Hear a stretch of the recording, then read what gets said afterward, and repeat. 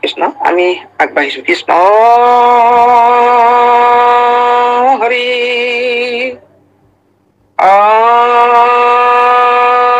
ৰাম কৃষ্ণ শংকৰ গুৰু হৰি ৰাম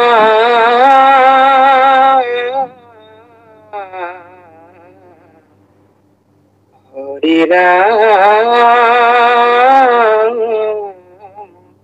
ৰাম ৰাম ॐ नमो भगवते वासुदेवाय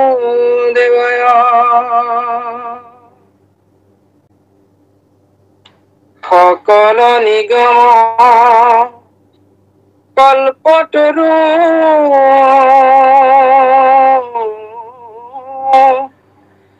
তাৰ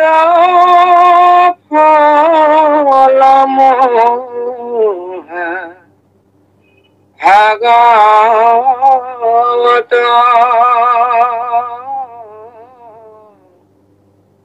হুকমুখে আহি ভূমিত বৈলা বিদিত ৰখত চতুৰ যিটো জন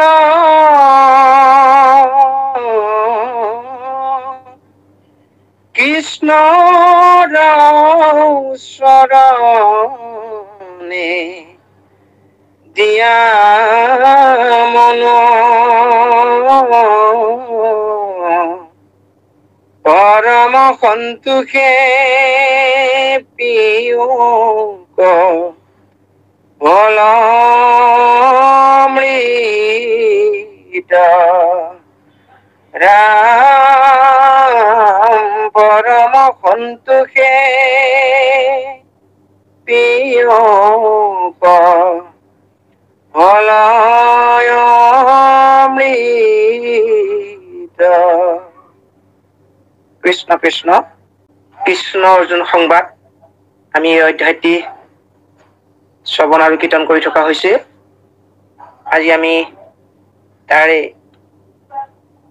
40 নং সংখ্যাৰ পৰা আমি পাঠৰ কাৰণে আগবাঢ়িছো। হে ৰাম ইটো কৃষ্ণ কথা শুনি কখ ভজন গীতাত কহিলাই কথা নাৰায়ণ হেন জানি কৰাত সুদৃঢ় বিশ্বাস ভাগ্যে আখি ভৈল কৃষ্ণ দেৱতা প্ৰকাশ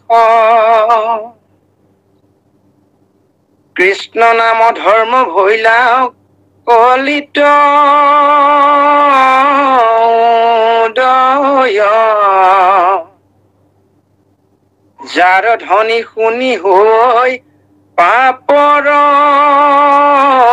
পলয় এৰা মাত এৰিয়ান বিষয়ত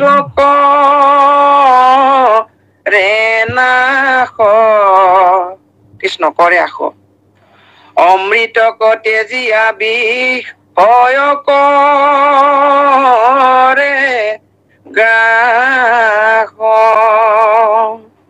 কৃষ্ণ কৃষ্ণ সুন্দৰ আমি আমাৰ আজি পাঠাচাৰ্য বাপলে সেৱা জনাইছো। তেখেতে সুন্দৰকে আৰম্ভ কৰিছে। কৃষ্ণ জয় গুৰু শংকৰ জয় জয়তে অনুষ্ঠানৰ সভাপতি বাপজনাকে প্ৰমুখ কৰি সমস্ত বাপ আই চৰণলে আমি আমাৰ সেৱা জনাইছো। আপোনালোকৰ চৰণত আমাৰ সেৱাভাগ অৰ্পণ কৰিছো। ইয়াতে গুৰুজনাই আমাক সাৱধান কৰি কৈছে ইটো কৃষ্ণ কথা শুনিও সৰ্বজন গীতাতো কহিলা এই কথা নাই এয়া গীতাৰ এক শৰণ তত্ত্ব ভকতি তত্ত্ব কথা প্ৰভু ভগৱন্তই অৰ্জুনৰ আগত কৈছিল সেই কথাখিনি কৈছে গীতাতো কহিলা এই কথা নাৰায়ণ এয়া আকৌ কৈছে হেন জানি কৰাটো সুদৃঢ় বিশ্বাস ভাগ্যে আখি ভৈলা কৃষ্ণ দেৱতা প্ৰকাশ সেই প্ৰভু ভগৱন্তই নিজে প্ৰকাশ কৰি সমস্ত কথা এনেদৰে কলে আমি নিজে প্ৰভুৰ মুখেৰে পালো আৰু দ্বিতীয়কে ইয়াতকে আৰু শিলৰ ৰেখা কি লাগে আমাক থাকিবই নোৱাৰে এই আচল কথা আচল গভীৰ কথা সেয়া চিৰন্তন সত্য কথা এইয়া আমাক ইয়াতে গুৰুজনাই পৰম সুদৃঢ়ভাৱে ল'বৰ কাৰণে আমাক এয়া কথা কলে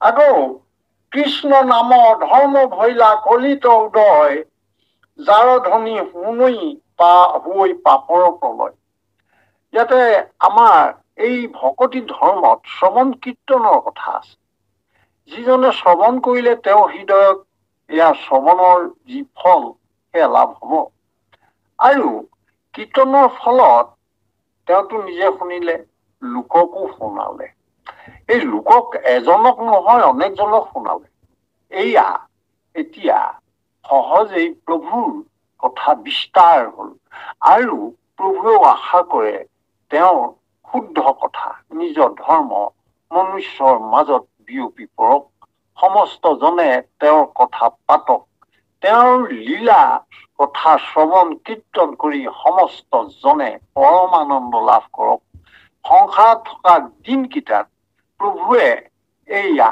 নিজৰ সন্তানসকলক ভকত হিচাপে বিচাৰিছে আকৌ ঘৰৰ ল'ৰা ঘূৰি যাব ঘৰলৈ পুনৰ তাত লগ হব কিন্তু এতিয়া প্ৰভুৱে লীলা কৰাৰ কাৰণে সৃষ্টি আৰম্ভ কৰিলে সেই সৃষ্টি সামৰাৰ আগমুহূৰ্তলৈকে প্ৰভুৱে তেওঁৰ লীলা আগবঢ়াই যাব প্ৰভুৱে তেওঁ আৰু সেই লীলা প্ৰভুৰ লীলাত ভকতসকলে সদায় তেওঁলোকে অৰিহণা যোগাই যাব প্ৰভুৰ গুণ গান শ্ৰৱণ কীৰ্তনৰ মাধ্যমেৰে প্ৰচাৰ কৰি যাব এয়া প্ৰভু ভগৱন্তৰ হৰিষৰ কথা গুণলুব্ধ প্ৰভু ভগৱন্তৰ কিহৰ একোৰে অভাৱ নাই কিন্তু প্ৰভু ভগৱন্তই এটা কথা হলে আশা কৰে সেইটো হৈছে তেওঁৰ যশ গুণ সমস্ততে বিয়পি পৰক 125 বছৰ মনুষ্য ৰূপ লৈ পেলাই ধৰাধামত থাকিলে সেইখিনি সময়ত তেওঁ যিমানখিনি কৰিলে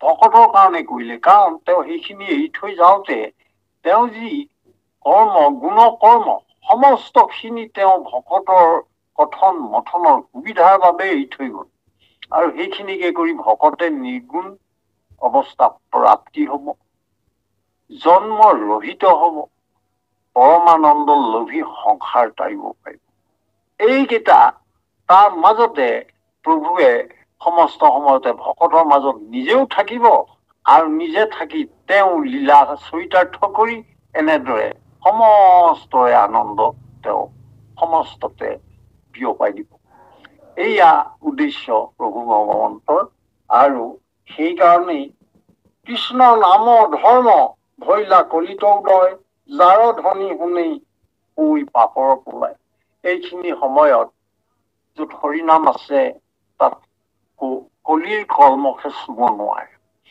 পাপে তাত ভৰি দিব নোৱাৰে এই কথাখিনি কলে আৰু সেই যাৰ আন আত এৰি আন বিষয়ত কৰে আত এৰি আন বিষয় আন শব্দটো আকৌ আহিলে আন বিষয় প্ৰভুৰ প্ৰতি প্ৰেম স্নেহ সেয়া প্ৰভুৰ নিজৰ ধৰ্ম প্ৰভুৰ নিজ কৰ্ম সেইখিনি ভকতৰ কৰ্ম অৰ্থাৎ ভকতে নিজ কৰ্ম নিজ ধৰ্ম বুজি পায় সেইকাৰণে আন ধৰ্ম আন কৰ্ম ভকতে নাযায় কিন্তু যিজনে আন কৰ্মলৈ গল সেইজনৰ কথা আত এৰি আন বিষয়ত কৰে আশ অমৃতক তেজীয়া বিষত কৰে গ্ৰাস এতিয়া এই কথাটো স্পষ্টকে কলে প্ৰভুৱে যি তেওঁ নিজৰ অমৃতময় বাক্যৰ যোগেদি অৰ্জুনক কোৱাৰ চলে কলে গুৰুজনায়ো আমাক অনেক যতন কৰি কথাখিনি ক'লে।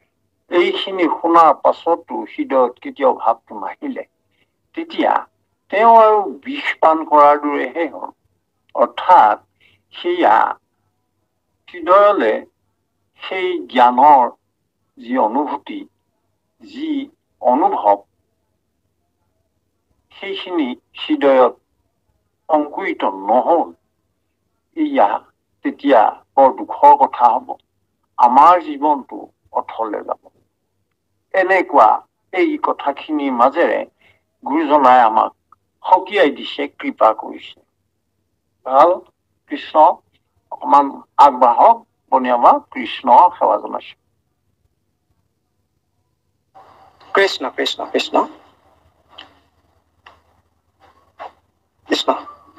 আপোনে কহিলা কৃষ্ণ বেদান্ত মত, পাপে আৱৰিলে সিও নপৈষে কাণত। এই ৰাম হিয়াত নাহিকে বুধ, শাস্ত্ৰ মাত্ৰ পঢ়ৈ, যেন জ্ঞানহীন শোক খাৰবাণী ৰৈ। কেতি ক্ষণে পৰে পান তাৰ নাহি থিত, হেন জানি কৃষ্ণৰ চৰণে দিও চিত। এ ৰাম কৰিওক যতনে যম তৰিবাৰ কাম, নিৰন্তৰে নৰে ডাকি বোলা ৰাম ৰাম, হৰি ৰাম ৰাম ৰাম ৰাম। কৃষ্ণ কৃষ্ণ। অতি সুন্দৰ। আপোনে কহিলা কৃষ্ণ বেদান্তৰ মত, পাপে আৱৰিলে সিও নপোষৈ কাণত।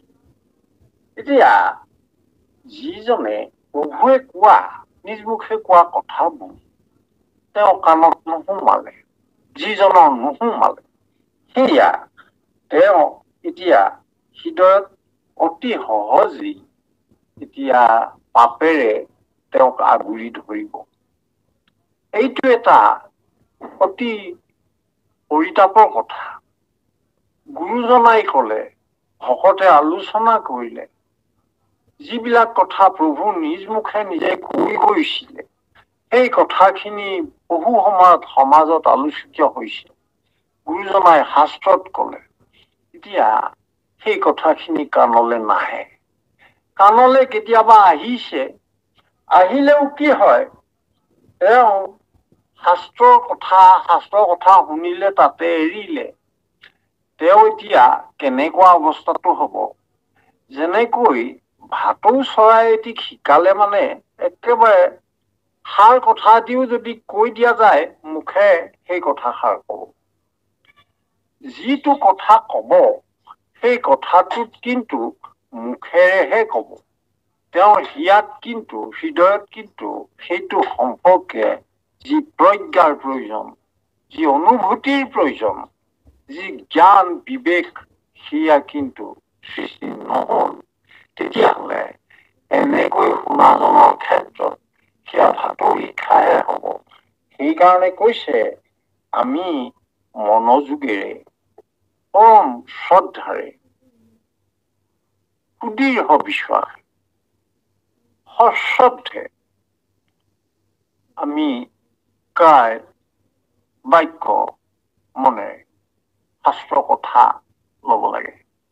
এয়া কথা আমাক কলে। এতিয়া কেতিক্ষণে কৰে প্ৰাণ তাৰ নাহি থিত। থিত মানে ঠিকনা নাই আৰু। কেতিয়া আমি সংসাৰ ত্যাগ কৰিবলৈ ঠিক নাই। সেইকাৰণে সময় থাকোঁতেই গুৰুজনাই আমাক সকীয়াই দিছে এই বুলি হেৰা আমি মৃত্যুৰ ফালে আগবাঢ়ি গৈ আছো। যি স্থানলৈ আহিলো ইয়াত জন্ম হৈ এই জীৱবিলাকে মৃত্যুৰ ফালে গতি কৰে, সেইকাৰণে এইখনক জগত বুলি কয়। আৰু আমি জগতলৈ আহিলো, আমি এতিয়া যি অৱস্থাত আছো এতিয়া আমাৰ কৰণীয় কি? গুৰুজনাই পৰম কৃপালু গুৰুজনাই সেইকাৰণে কৈ গৈ আছে যে কেতিয়া জমে আমাক ধৰে ঠিক নাই। আৰু এটা কথা কৈছে, কৰিও যতনে জম তৰিবাৰ কাম, জম তৰিবাৰ কাম মানে এনেবিলাক কাম যিবিলাকৰ জৰিয়তে জমৰ অধিকাৰ লুপ্ত হয়। প্ৰভুক যিজনে একান্ত কৰণে চিন্তা কৰি শ্ৰৱণ কীৰ্তনৰ মাধ্যমেৰে সিয়াত হৰিনাম বিচৰণ কৰাই প্ৰভুৰ গুণ শ্ৰৱণ কীৰ্তন আনন্দ আৰু সেই ধাৰণা ধ্যান সমস্ত লৈ তেওঁ আগবাঢ়ে। তেওঁ এতিয়া সেইখিনি সময়ত তেওঁৰ ওচৰলে জমৰ অধিকাৰ লুপ্ত হয়, অৰ্থাৎ জম নাহে। সেইকাৰণে কলে কৰিও যতনে জম তৰিবাৰ কাম। এতিয়া সেই জম তৰাৰ কামটো কি? এই শ্ৰৱণ কীৰ্তনৰ কথা কৈছে, একান্ত শৰণৰ কথা কৈছে, ব্যভিচাৰ শূন্যতাৰ কথা কৈছে। নিৰন্তৰে নৰে ডাকি বোলা আমৰা। আমি গম নোপোৱাকৈ কলিৰ কলমশৰ মাজত কোন সময়ত পাপ সিদ্ধি হয় ঠিক নাই।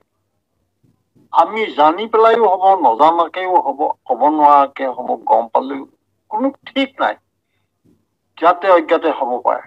তেতিয়াহলে পৰিত্ৰাণ পোৱাৰ উপায় কি?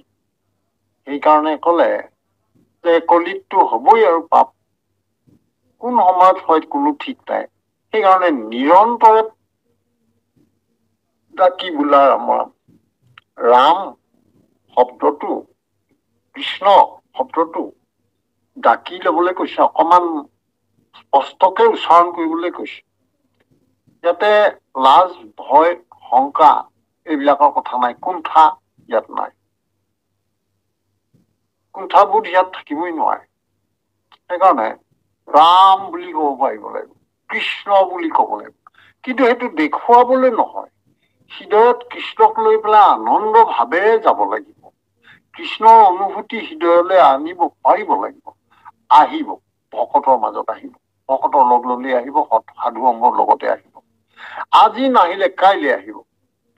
আৰু এনেকৈ থাকোতে তেওঁৰ এটা অভ্যাসলৈ পৰিণত হব।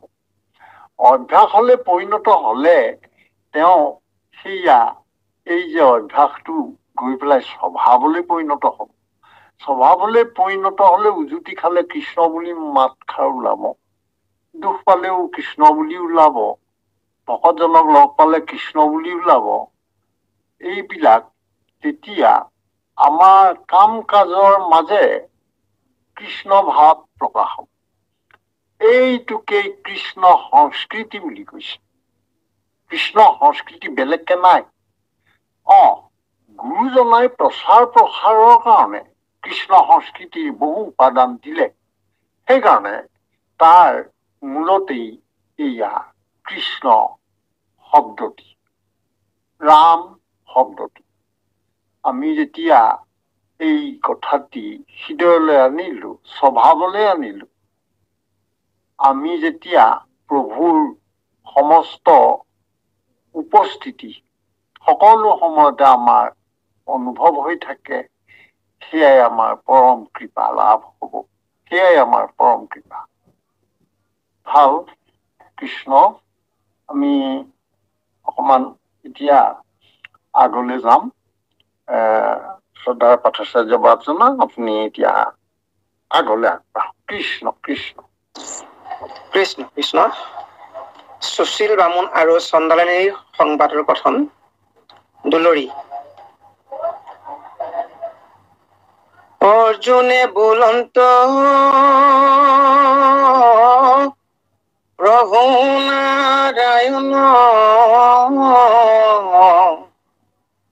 কহিলা তুমি সাক্ষাৎ,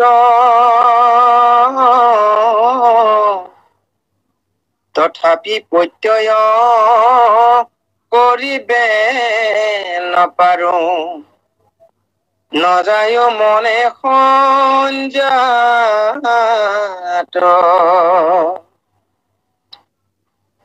তোমাক নভজি আন দেৱ ভজি চণ্ডালতো ধিক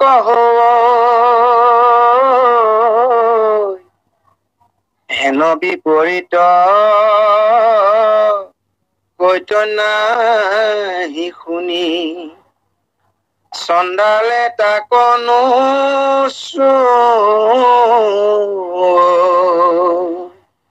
কৃষ্ণ কৃষ্ণ কৃষ্ণ আমাক এতিয়া এয়া সুশীল ব্ৰাহ্মণ আৰু চণ্ডালিনী সংবাদত এতিয়া তাৰ মাজলৈ আহিছে তাতে অৰ্জুনে এতিয়া অকমান মাজতে চিন্তিত হল চিন্তিত হোৱাৰ আৰু এটি কাৰণ আছে অৰ্জুনে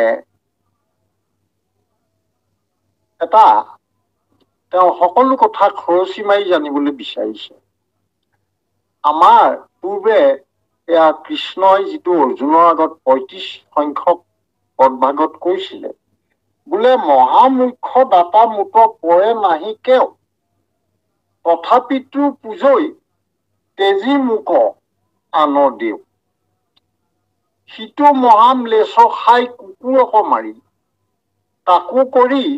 তাতো কৰি অপবিত্ৰ সিটো অহংকাৰী দেখি বুৰ দিব লাগে নাহি আত ছিদ্ৰ চাণ্ডালৰো অসুস্য হেনহে অপবিত্ৰ এই কথাটো যিয়ে নিজৰ অপিতৃক কৰিলে অপমান ব্ৰহ্মাণ্ডটো নাহি পাপি তাহাৰ সমান এই কথাখিনি কওঁতে চণ্ডাল কোন হল আৰু ইমানেই অপবিত্ৰ হল চণ্ডাল জন্মৰ ক্ষেত্ৰতো চণ্ডালেও যেন তেওঁক চুব নাপায় অসুস্য এই কথাটো কৈ গৈছিলে সেইটো ৩৫ সংখ্যক পদ আৰু ৩৬ সংখ্যক পদ ভাগত কৈ গৈছিলে যিটো কাৰণে এতিয়া আকৌ আমাৰ এয়া সুশীল ব্ৰাহ্মণ আৰু চণ্ডালিনী সংবাদ কৃষ্ণই এতিয়া কবলগীয়া হব কেলে অৰ্জুনে সুধিলে বোলে তুমি দেখোন কৈ গলা বোলে তুমি এনেকুৱাকে কথাবোৰ কৈছা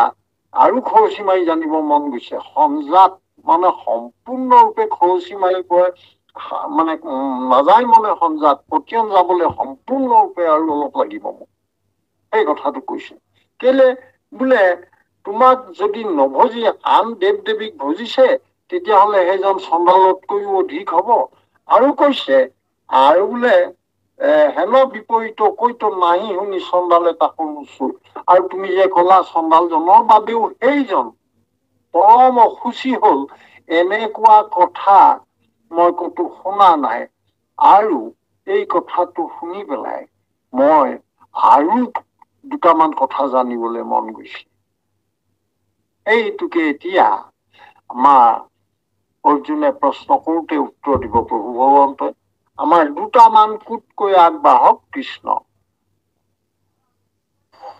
কৃষ্ণ কৃষ্ণ হেৰা যদি কোনো ঠানে দেখি শুনি আছা কহিও হক প্ৰত্যয় হেন শুনি হৰি হাসিয়া বুলয় উবাসী ধনঞ্জয়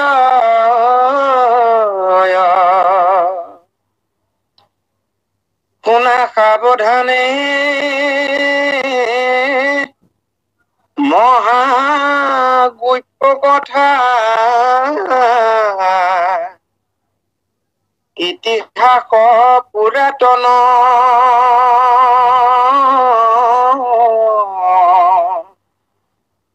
আশ্চৰ্যটো আতি পৰম আশ্চৰ্য কহন্ত বিস্ময় মন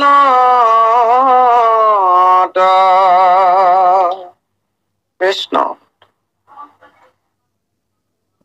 আৰু এটা কোট যাওক বা দুটা কোট যাওক ৰাম আছিলা পূৰ্বত অত্যন্ত চণ্ডালী মুতেশে কৰি ভকতি ময়ো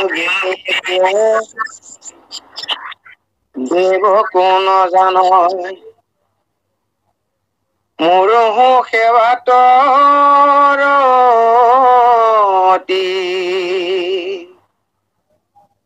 দিনকে মনত মোক সুমৰন্তে আতি মহাপ্ৰীতি ভৈলা কশিশৱ সংগে শিৰিষে লাৱন্তে গংগাৰ তীৰক গৈলা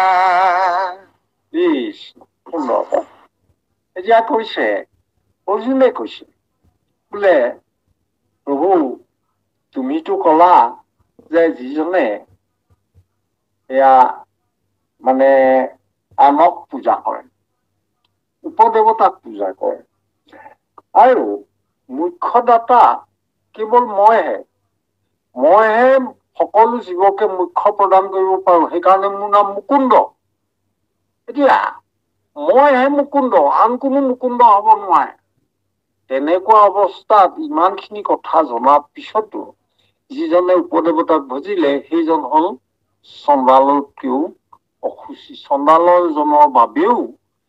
চণ্ডালৰ বাবেও সেইজন পৰম অসুচী এই কথাটো এনেকুৱাকে কোৱাৰ বাবে অৰ্জুনে পুনৰ সেইকাৰণে সুধিলে যে প্ৰভু তুমি কোৱাচোন তোমাৰ হাতত এনেকুৱা উদাহৰণ আছে নেকি এনেকুৱা কিবা তুমি জনাত আছে নেকি যিটো মোক এইটো ব্যাখ্যা কৰিবৰ কাৰণে তেনেকুৱা কিবা কাহিনী তেনেকুৱা কিবা পৰিঘটনা আছে নেকি তেনেকুৱা উদাহৰণ আছে নেকি মোক জনোৱাচোন সেই বুলি পেলাই এই চণ্ডালী এগৰাকী কথা কলে যিগৰাকী চণ্ডালীয়ে এতিয়া প্ৰভু ভগৱন্তই কলে যে এগৰাকী চণ্ডালিনী আছিলে তেওঁ কিন্তু সদায় মোক ভজে মোৰ ভকতিত তেওঁ গদগদ আৰু তেওঁ একান্ত শৰণীয়া পৰম আনন্দৰ মাজত তেওঁ থাকে সেই কথাটো এতিয়া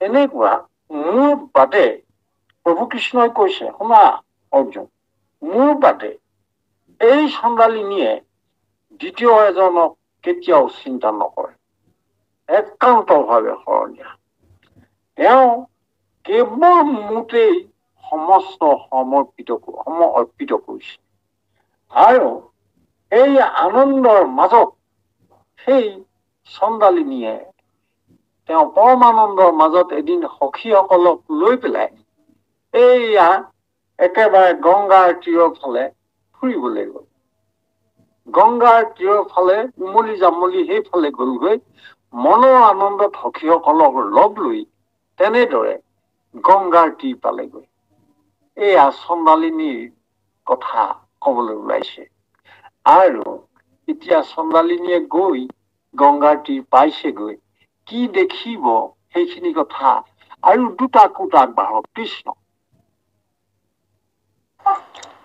কৃষ্ণ কৃষ্ণ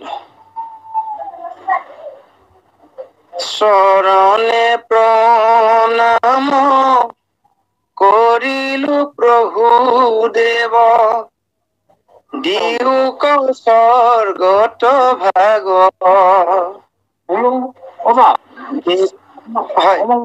অকমান লৰিছে নেকি 47 সংখ্যাটোৰ পৰা হব দেখি পুৰুষেক বখি আছা তৈতে সাজি দিব্য প্ৰতিমা হয় কৃষ্ণ কৃষ্ণ কৃষ্ণ হয় দেখি পুৰুষে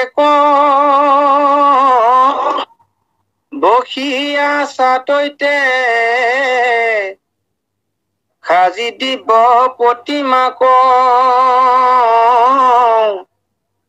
গন্ধে পুষ্পে ধূপে চন্দনে নবৈদ্যে পূজয় ইন্দ্ৰ দেৱতাক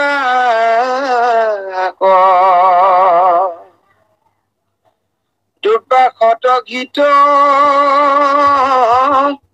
তিল মিশ্ৰ কৰি ব্ৰণিত দিলাহুতি ভূমিত পৰিয়া গীতাঞ্জলি হুয়া কৰিবে লাগিলা সন্তুতি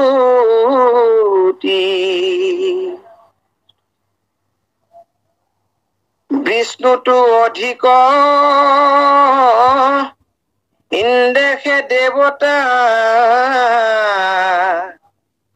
মানিয়া মনে সুশীল মহাস্বৰ্গ পদ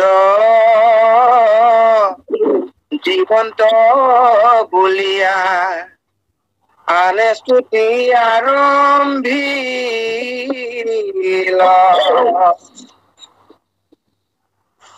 হে ৰাম পঢ়ি বাৰম্বাৰ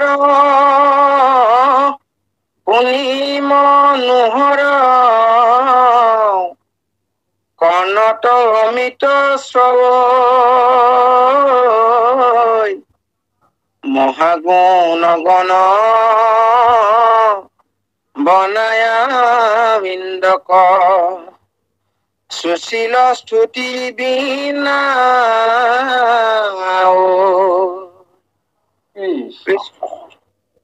এতিয়া পৰম আনন্দৰে কৃষ্ণৰ কথা হৃদয়ত লৈ সখীসকলৰ সৈতে এয়া চন্দ্ৰালিনীয়ে গৈ গংগাৰ তীৰলৈ গ'ল। গংগাৰ তীৰলৈ ফুৰিবলৈ গ'ল উমলি জামলি।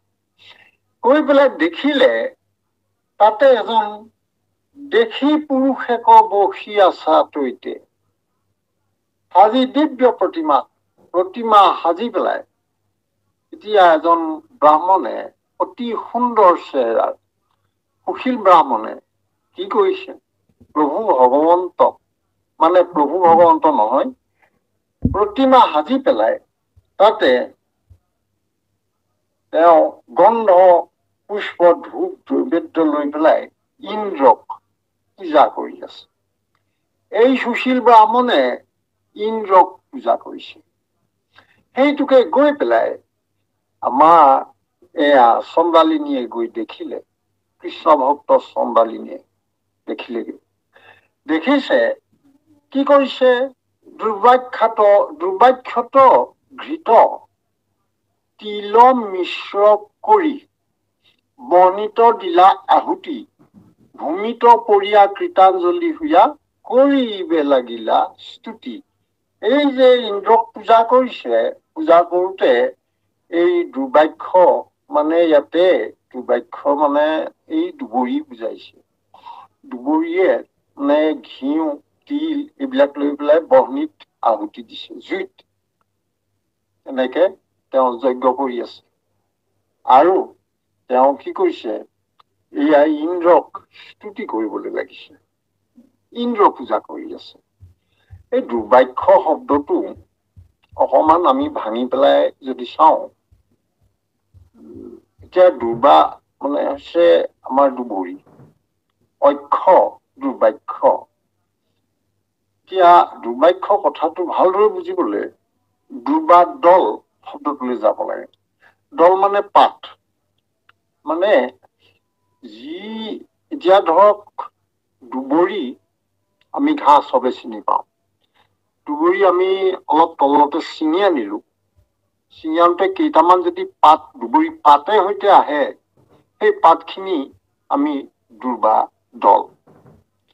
এতিয়া একেবাৰে আগটো যদি ছিঙো তেতিয়া পাত নাহিব, থাকিলেও এটা দুটা আহিব পাৰে। এতিয়া দেখাত তাৰমানে এডাল ঠাৰিৰ দৰে হ'ব, সেইকাৰণে সেয়া হ'ল দুৰ্বাক্ষ।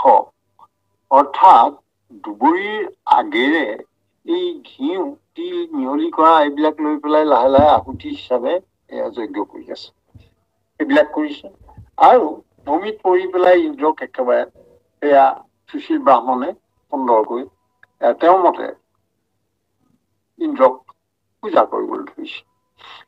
ইফালে এয়া কথাখিনি এই সখীসকলৰ সৈতে গৈ থাকোতে এয়া দেখিলেগৈ কোনে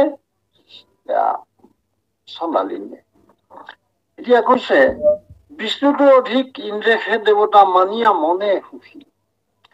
এইজনে ব্ৰাহ্মণে তেওঁ ভাবিছে যে তেওঁ মনে ভাবিছে ইন্দ্ৰহে সুন্দৰ, ইন্দ্ৰহে শ্ৰেষ্ঠ দেৱতা। সেই কথা বুলি পেলাই ব্ৰাহ্মণজনে মনেৰে তেনে ধাৰণা লৈ পেলাই ইন্দ্ৰক পূজা কৰি আছে। মহাস্বৰ্গপদ দিৱন্ত বুলিয়া তানে স্তুতি আৰম্ভ। এতিয়া সুশীল ব্ৰাহ্মণজনৰ মনৰ ভাৱনাটো এনেকুৱা যে যদিহে ইন্দ্ৰক সন্তুষ্ট কৰিব পাৰে, ইন্দ্ৰ যিহেতু স্বৰ্গৰ অধিকাৰী, গতিকে স্বৰ্গৰ ৰজা, সেইকাৰণে তেওঁ ইন্দ্ৰ তুষ্ট হলে স্বৰ্গত তেওঁ স্থান পাব সুশীল ব্ৰাহ্মণ। এই স্বৰ্গ লাভৰ আশাৰে ইন্দ্ৰক সুশীল ব্ৰাহ্মণে পূজা কৰি আছে। এই কথাটোকে কৈছে মহাগুৰু পঢ়ি বাৰম্বাৰ শুনি মনোহৰ কৰ্ণত অমৃত স্বৰে, মানে বৰ সুন্দৰকৈ স্তুতি কৰিছে, অতি সুন্দৰকৈ স্তুতি কৰিছে, মানে শুনিবলৈ ভাল লগাকৈ এনেকুৱাকে সুৰটো শুনি ভাল লাগিছে, এই কথাটো কৈছে। আৰু মহাগুণগণ বৰ্ণায়া ইন্দ্ৰক সুশীল স্তুতি বিনাও, মানে ইন্দ্ৰ আৰু গুণ যশ কৰি পেলাই এই স্তুতি গীত আগবাঢ়িছে। স্তুতি শব্দটোৱেই মানে প্ৰশস্তি গীত, স্তুতি এইবিলাকৰ অৰ্থটো একেটাই প্ৰায় হয়, যে গুণগান প্ৰশংসামূলক কথা কৈ পেলাই, তেওঁৰ কথা কৈ পেলাই, প্ৰশংসাসূচক কথাখিনি কৈ পেলাই গীত গোৱা হয়। ভাল, কৃষ্ণ আকৌ দুটা কোট যাওক বা কৃষ্ণ কৃষ্ণ কৃষ্ণ কৃষ্ণ। নমো জলধৰ সুন্দৰ শৰীৰ সহস্ৰ নয়ন দেৱ, কেশৱৰ তুমি ঈশ্বৰ জানিয়া, ত্ৰিজগতে কৰে সেৱা। উগ্ৰ শিৰ মহা আনন্দদায়ক, দিবৰত্নে জলকায়, পৰম প্ৰভাৱ তুমি অগতিত, দানৱ পতংগ পায়। বিষ্ণু আদি কৰি সমস্ত দেৱৰ, তোমাতে সে অনুৰাগ, চৰণে প্ৰণাম কৰিলো প্ৰভুদেৱ, দিয়োক স্বৰ্গত ভাগ। জ্ঞানী গণে কৰে তাকে সে প্ৰশংসা, স্বৰ্গ মহাসুখ জানো, অপেশ্বৰা সৰ্ব কহিতে সম্ভোগ, মুখ্যটো অধিক মান। কৃষ্ণ। যি বুলি স্তুতি গীত গাইছে ইন্দ্ৰই, ইন্দ্ৰক উদ্দেশ্য কৰি সুশীল ব্ৰাহ্মণে যিদৰে প্ৰশংসাৰে স্তুতি কৰিছে, সেয়া কৈছে বোলে নমো জলধৰ। জলধৰ মানে জলৰ আধাৰ, অৰ্থাৎ যিজনে জল ধাৰণ কৰি আছে, অৰ্থাৎ ইন্দ্ৰৰ কাৰণে বৰষুণ পায় বুলি কৈছে এই কথাটো। আৰু তেওঁৰ শৰীৰটো সুন্দৰ, সহস্ৰ নয়ন দেৱ, মানে তেওঁ এবাৰ শাপগ্ৰস্ত হৈ পেলাই তেওঁৰ দেহত অনেক জুনি হৈছিলে, সেই কথাটোকে লৈ পেলাই আমাৰ বিভিন্ন সময়ত এই প্ৰশংসকসকলে আকৌ তেওঁক সহস্ৰ নয়ন বুলিহে কলে। বাৰু যি কি নহওক, কেশৱ তুমি ঈশ্বৰ জানিয়া ত্ৰিজগতে কৰে হেব, এই কেশৱৰো তুমিহে ঈশ্বৰ এই বুলি ভবা কাৰণ এটা আছে। কাৰণটো হ'ল কি, এই অদিতিৰ পুত্ৰ হিচাপে ইন্দ্ৰ ডাঙৰ, আৰু সেই অদিতিতে পিছত আকৌ জন্ম হ'ল বামন। এই বামনৰ ককায়েক হোৱাৰ কাৰণে বহুতে আৰু এইসকলে ভাবে যে বামনৰো দেৱতা অৰ্থাৎ ঈশ্বৰ বিষ্ণুৰো আকৌ এইজন আৰু তাতকৈ ডাঙৰ শ্ৰেষ্ঠ। এনেকুৱা অৰ্থতে কৈছে যে কেশৱ তুমি ঈশ্বৰৰ জানিয়া ত্ৰিজগতে কৰে, এই বুলি পেলাই প্ৰশংসা কৰিছে, স্তুতি কৰিছে। তাৰপিছত কৈছে বোলে উৰ্বশীয় মহা আনন্দদায়ক দিব্য ৰত্নে জলৈ কাই পৰম প্ৰভাৱ তুমি অগতিত দানৱ পতংগ পায়। তোমাৰ বাবে সেয়া উৰ্বশীসকলক, উৰ্বশী, ৰম্ভা, মেনকা এইবিলাকক তুমি পৰম আনন্দ প্ৰদান কৰা, তুমি আৰু স্বৰ্গৰ ৰজা।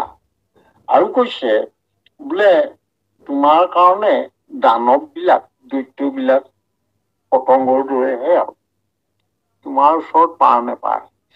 এইবিলাক অকমান প্ৰশস্তি বাণী যেতিয়া অকমান আৰু প্ৰশংসা কৰি পেলাই কৈছে, লাগিলে দানৱৰ হাতত ইন্দ্ৰ কেতিয়াবা পৰাস্তও হৈছে, সেইটো কথা নাই কোৱা। আৰু দানৱ হ'ল তোমাৰ বাবে আৰু পতংগৰ দৰেহে, এনেকে বুলি কৈছে। আৰু বিষ্ণু আদি কৰি সমস্ত দেৱৰো তোমাতে অনুৰাগ ইত্যাদি কথাখিনি কলে। কোৱাৰ কাৰণটো সেয়া আমি কৈছোৱেই, বহুতে তেনেকে কয়। আৰু সেইটো ইন্দ্ৰক যিসকলে পূজা কৰে, যিহেতু ইন্দ্ৰ অদিতিৰ ডাঙৰ পুতেক, গতিকে ইন্দ্ৰ ইফালে আকৌ সৰু পুতেক হিচাপে বামন, গতিকে বামনতকে ডাঙৰ এনেকুৱা স্থানত ৰাখিছে বহুজনে। এই ধৰণৰ কথা জ্ঞানীজনে সেইকাৰণে স্বৰ্গ সুখো বিচাৰে। গতিকে আৰু এই স্বৰ্গত থাকোতে অপেশ্বৰাসকলৰ লগত কেতিয়াবা মিলন হ'ব ইত্যাদি। এই গোটেই কথাবিলাকত হয় কৃষ্ণ হাজৰিকা বাপ হাতখন লাগিছিলে নেকি? হয় এনেই লাগিছে বাপ। কৃষ্ণ ভাল। এতিয়া কথাটো হৈছে অপেশ্বৰাসকলৰ লগত এয়া স্বৰ্গত থাকিলে ইন্দ্ৰই তেনেকুৱাকে ইন্দ্ৰই অপেশ্বৰাসকলক তেওঁৰ নিৰ্দেশ মতে চলাই থাকে। এইবিলাক দেখি পেলাই এয়া আমাৰ সুশীল ব্ৰাহ্মণৰ তেওঁ ভাবিছে যে বিষ্ণুতকৈ ডাঙৰ যেতিয়া আৰু বামনতকৈ ডাঙৰ যেতিয়া আৰু ইন্দ্ৰ, সেইকাৰণে ইন্দ্ৰকে তেওঁ স্তুতি কৰিছে, পূজা কৰিছে। এইখিনি কথা আমি অকমান আৰু দুটামান ক'ত আগবাঢ়ো। কৃষ্ণ কৃষ্ণ কৃষ্ণ। তোমাৰে মই ভৈলো নিজা দেখ, তুমি বিনে নাহি আন, তোমাৰ চৰণে নমো ইন্দ্ৰ দেৱ, স্বৰ্গত দিওক স্থান, তুমি বিনে আৰু নাহি সংসাৰত, আনকে শ্ৰেষ্ঠ দেৱ, আচন্ত কেশৱ বামুণ স্বৰূপ, তোমাকে কৰি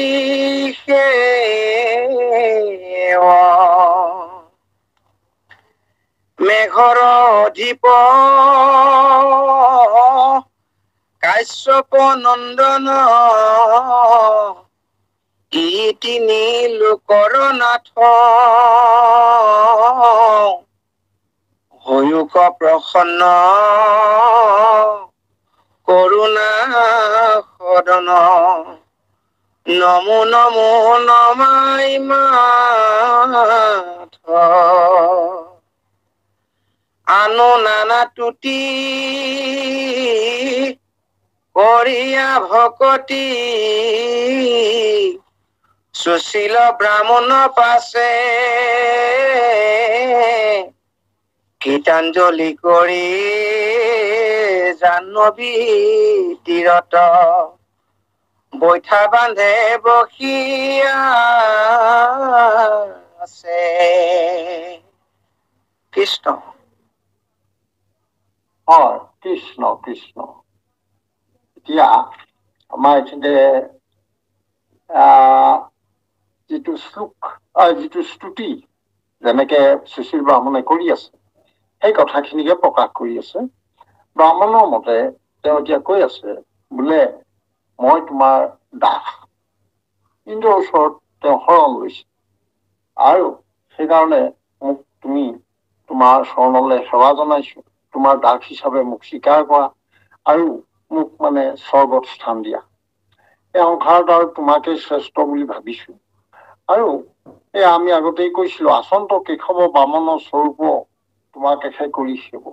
এইটো কথাটো স্থান অনুসৰি অদিতিতকৈ ডাঙৰ সেয়া, আৰু ইন্দ্ৰ ডাঙৰ বামন সৰু, গতিকে সেই অৰ্থত বামনতকে ওপৰত শ্ৰেষ্ঠ। সেইকাৰণে তুমি বামন বা বিষ্ণুৰ ক্ষেত্ৰতো তুমি আৰু ওপৰত আছা, কাৰণ বামন মানে আৰু বিষ্ণুৰহে অৱতাৰ বামন। এইটো কথা কলে আৰু কৈছে তুমি মেঘৰ অধিপতি, তুমি কশ্যপৰ আৰু তুমি পুত্ৰ, কশ্যপ ঋষিৰ পুত্ৰ, আৰু তুমি তিনি লোকৰে সেইকাৰণে তোমাক তুমি অবিহনে সকলোৰে তোমাৰ ওপৰত বহুত ভৰসা। এইবিলাক কথা কৈছে আৰু এনেধৰণে কৰি আছে। গীতাঞ্জলি কৰি জাহ্নবী তীৰত বৈঠা বান্ধি বসি আছে। এইয়া গীতাঞ্জলি কৰি কোনে? আমাৰ এই যিজন ব্ৰাহ্মণ সুশীল ব্ৰাহ্মণে এনেদৰে আছে, কথাখিনি কৈ আছে।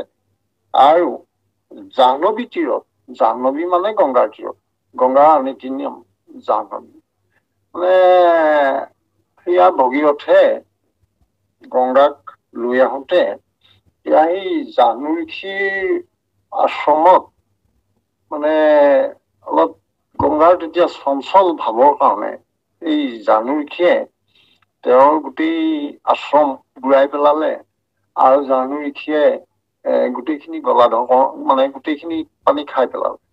পিছত যেনিবা সেয়া আকৌ পানী তেওঁ আকৌ পুনৰ মুখৰ পৰা উলিয়াইও দিলে। অৰ্থাৎ জাহ্নু ঋষিৰ মুখৰ পৰা ওলাই অহাৰ কাৰণেও তেওঁক জাহ্নবী বুলিও কয়। এইটো কথা আছে। আৰু এতিয়া এইখিনি হল এনেকে এয়া কথা এনেকুৱাকে ইন্দ্ৰই এতিয়া মানে সেই সুশীল ব্ৰাহ্মণৰ মানে পৰা এনেকে পূজা পাই আছে। আৰু সুশীল ব্ৰাহ্মণে একান্ত ভাৱে ইন্দ্ৰক স্বৰ্গ সুখৰ বাবে তেনেকুৱাকে পূজা সেৱা কৰি আছে। আগবাঢ়ক কৃষ্ণ বাপ। কৃষ্ণ। হেন দেখি পাছে ভকত চান্দালি, বিস্ময়ে মনত গুণী সমীপ চাপিয়া বিপ্ৰত পুছিলা, কাহাক পূজাৱা পুনি হে ৰাম তোমাক দেখো মহাসাধুজন পণ্ডিত উত্তম মতি, দাসী হেন মানি কয়োনিষ্টমুত কৰিও কাত ভকতি,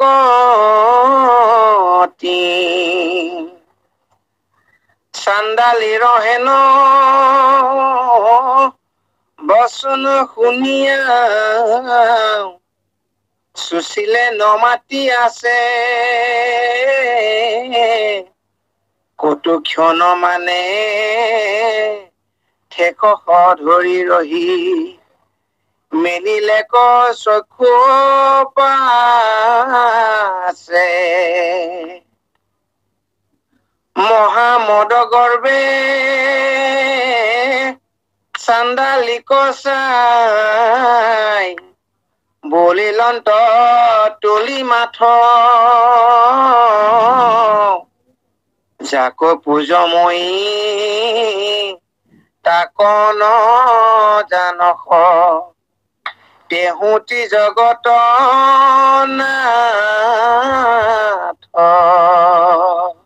কৃষ্ণ এইদৰে স্তুতি কৰি থকা দেখি পেলাই চন্দালীয়ে মনতে ভাবিলে, তেওঁৰ ওচৰলৈ গৈ পেলাই তেওঁনো কাকনো আচলতে ভাবি আছে, কাক পূজা কৰি আছে, সেয়া তেওঁ জানিবলৈ মন গল। ওচৰ চাপি চন্দালী আগবাঢ়ি গল। তেওঁ ওচৰলৈ গৈ পেলাই বিপ্ৰক সুধিলে যে তুমি যে এই যে পূজা কৰি আছা, একান্ত মনে কাৰ পূজা কৰিছা? আৰু তোমাকতো দেখাত মহাসাধু যেন লাগিছে, তুমিতো দেখাত পৰম উত্তম পণ্ডিত যেন লাগিছে, শাস্ত্ৰৰ পণ্ডিত যেন লাগিছে, তুমি মোক তোমাৰ একেবাৰে দাস হিচাপে বুলি ভাবি কৰোণা কৰাচোন, তুমি মোক গোটেই কথাখিনি মোক স্পষ্টকৈ কোৱাচোন, মোক বুজাই কোৱাচোন, তুমিনো কাক এনেকৈ ভকতি, কাক তুমি পূজা কৰিছা, সেই কথাটো। আৰু চন্দালীয়ে এনেকুৱা কথা শুনি অলপ দেৰি পেলাই মানে সুশীল ব্ৰাহ্মণে অকমান ভেম এটা দেখুৱাই পেলাই অলপমান লাহে লাহে খুব ধীৰে ধীৰে যেনিবা চকু মেলিলে, মেলি পেলাই আৰু লাহেকে চাইছে, তাতে সেই চকুৰ মাজত সেই দৃষ্টিত যথেষ্ট গৰ্ব আছে বুলি কৈছে। আৰু গৰ্ব থকাৰ কাৰণটো এইটোৱেই যে পৰম অতি সুন্দৰ দেহৰ অধিকাৰী, তেওঁ অতি সুন্দৰভাৱে পূজা কৰিছে, ইন্দ্ৰক পূজা কৰাৰ শ্ৰেষ্ঠ পূজা বুলি তেওঁ মনেৰে ভাবিছে। এইখিনি কৰাৰ পিছত সেই চন্দালীৰ কথাটো প্ৰশ্নটো উত্তৰ দিবলৈ তেওঁ সাধাৰণ বুলি ভাবিছে সেই কথাটো। আৰু চন্দালীক চাই পেলাই কলে যে মই যাক পূজা কৰিছো সেইটো কথা তই নাজান, এইজনে হৈছে ত্ৰিজগতৰ পতি। সেই বুলি পেলাই এই কথাষাৰ আৰম্ভ কৰিলে। আমাৰ পৰম শ্ৰদ্ধা বাপ সংস্থাসকল আচলতে আজি অকণমান সময় কৰি বেছি আমি ভাবিছো, যদিহে আমি আৰু পিছৰ কথাখিনি যথেষ্ট গধুৰ, সেইখিনি আমি খৰকে শেষ কৰি থলে আমাৰ কাৰণে বহু কথা থাকি যাব। সেইকাৰণে আমি ভাবিছো ইমানতে আজিলৈ থম, আৰু যিহেতু আমি আৰু অনেক সময় পাম প্ৰভুৰ কৃপাত আনন্দৰে আপোনাৰ সংগত থাকি এনেদৰে প্ৰভুৰ কথা আমি পাতিবলৈ পাম। সেয়ে আমি শ্ৰদ্ধাৰ আমাৰ বনীয়া প্ৰভুক আমি সেৱা জনাইছো যে আমি এতিয়া লাহেকৈ সামৰিলে দোহাৰি মেলি সামৰি দিলে আমাৰ কাৰণে সুবিধা হ'ব বুলি ভাবিছো।